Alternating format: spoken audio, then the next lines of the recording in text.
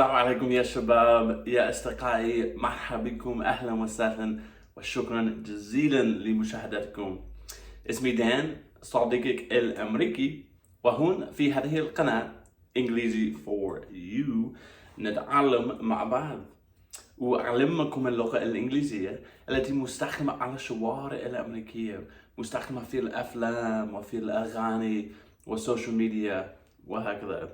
درس اليوم عن خبر من الإنترنت، ونقرأ الخبر مع بعض وأشرح الكلمات لكم، وبعدين نحكي عن المعنى، معنى الخبر، معنى الكلمات نفسها، وفي النهاية نختار 5 من هذه الكلمات لتذكرها.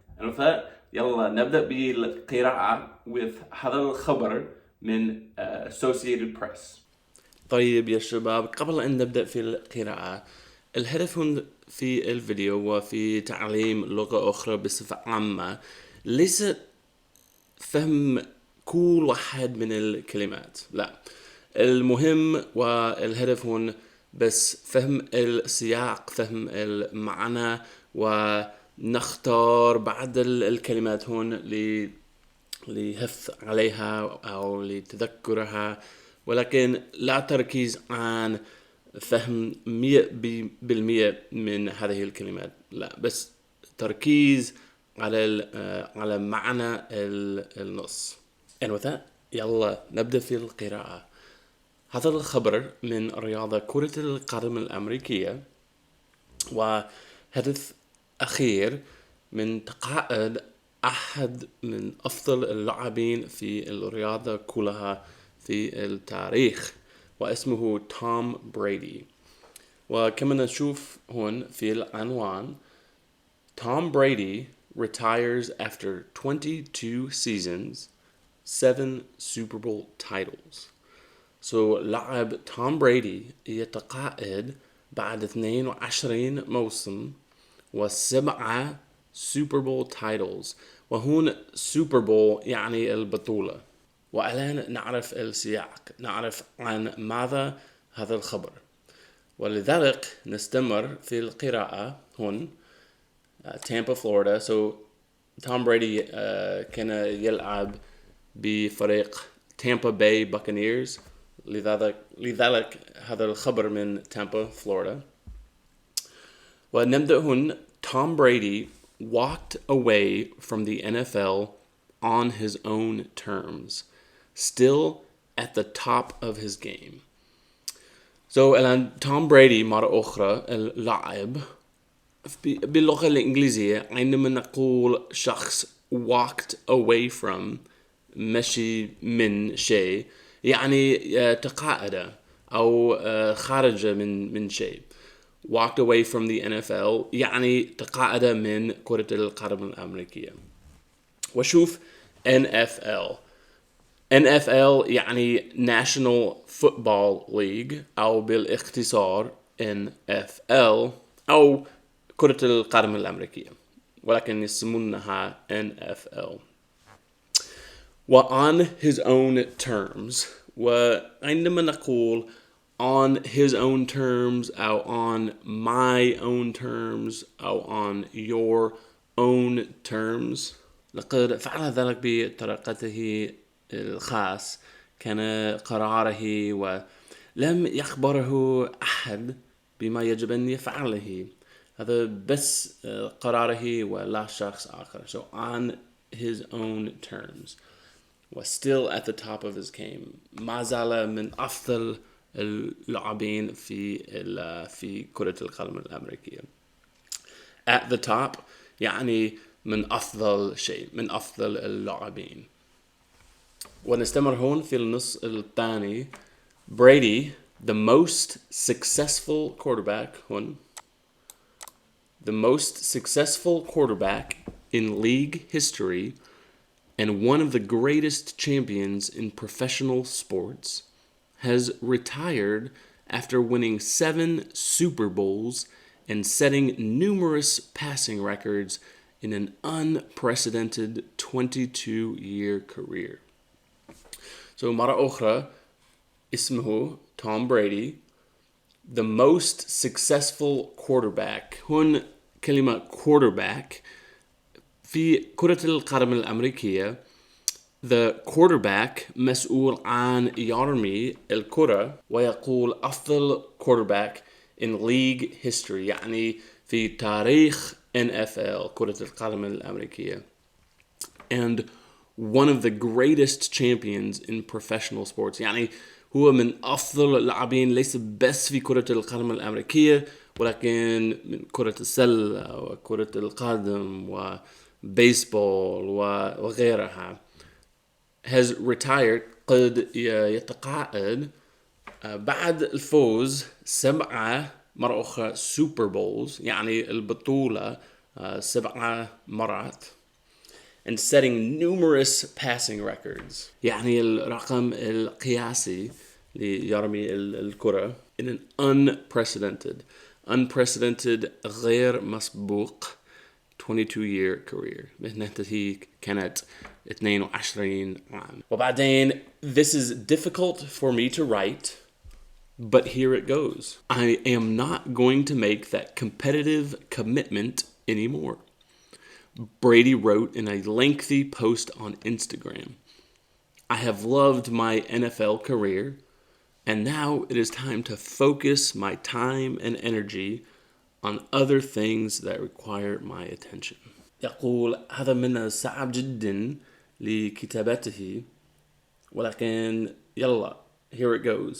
قال لست ملتزم لهذه الرياضة. هو طبعا في أي رياضة شغل كثير جدا، ليس بس في الموسم ولكن التدريبات والممارسات بعد انتهاء الموسم. وقال لا أريد أن أفعل ذلك anymore، بعد الآن لا خلاص. وكان المنشور the post طويل جدا في انستغرام ويستمر لقد أحببت مسيرتي في كرة القدم الأمريكية. I have loved my NFL career. ولكن الآن حان الوقت للتركيز على أشياء أخرى مهمة، ممكن العائلة، الأسرة أو الأعمال. في عنده businesses كثيرة والآن يريد التركيز على أشياء أخرى، في أشياء أخرى التي تتطلب انتباهه. ونستمر هون في هذا النص. The 44-year-old Brady has long stated his desire to spend more time with his wife, supermodel Gisele Bündchen, and 3 children, despite his ability to perform exceptionally well at an age when most athletes are way past their prime. وهون عمره 44 سنة، وفي رغبة لقضاء الوقت المزيد من الوقت مع زوجته سوبر موديل جيزيل بونشن وأولاده ال3. وفي النهاية هون يقول النص على الرغم من قدرته على الأداء الجيد في الرياضة، طبعا الأداء في كرة القدم الأمريكية، بالرغم من قدرته على الأداء الجيد في الرياضة في سن أكبر من معظم زملائه. معظم الرياضيين في كرة القدم الأمريكية يتقاعدوا في الثلاثينات من عمرهم، ولكن توم بريدي كان 44 سنة. ونقف هون بعد هذا النص سيكون الأخير. Brady goes out after leading Tampa Bay Buccaneers to a Super Bowl title last season and NFC South Championship this season. goes out هون يعني يتقاعد. So توم بريدي لاعب توم بريدي يتقاعد بعد يفوز البطولة. So فريقه كان Tampa Bay Buccaneers، فريق كرة القدم الأمريكية في ولاية فلوريدا، ومرة أخرى سوبر بول البطولة، وهون في النهاية NFC South Championship. وفاز توم بريدي ببطولة الدرجة هذه السنة، ولكن ليس ببطولة الدوري الشاملة ولكن بطولة صغيرة في الموسم. صعب شوي اللي أشرح باللغة العربية، ولكن فاز ببطولة صغيرة، ولكن ليس البطولة الكبيرة، ليس البطولة التي تعتبر المهمة. والآن يا شباب في النهاية نختار 5 من هذه الكلمات لحفظ عليها أو لتذكرها. وأولاً هون الكلمة retired أو تقاعد. مرة أخرى retired أو تقاعد، هو يتقاعد من كرة القدم الأمريكية. وبعدين هون unprecedented، مرة أخرى unprecedented أو غير مسبوق، أول من نوعه. His career في كرة القدم الأمريكية كانت غير مسبوق أو unprecedented.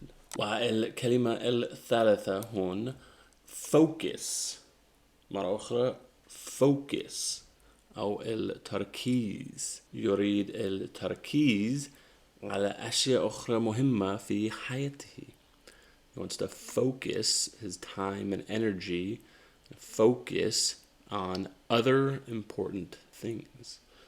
So focus التركيز. والكلمة التالية هون desire أو want.